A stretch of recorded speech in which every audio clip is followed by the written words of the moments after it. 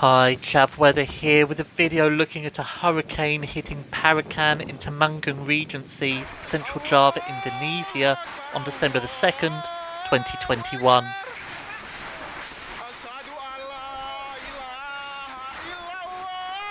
The storm damaged a number of houses, with roofs being torn off by the force of the wind. No warning was given, meaning residents were unable to take shelter or precautions.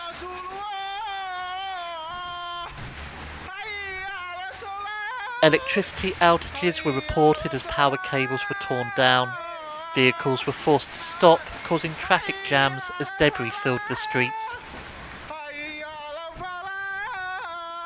Authorities are currently assessing the damage caused, with further warnings in place due to the possibilities of severe weather conditions.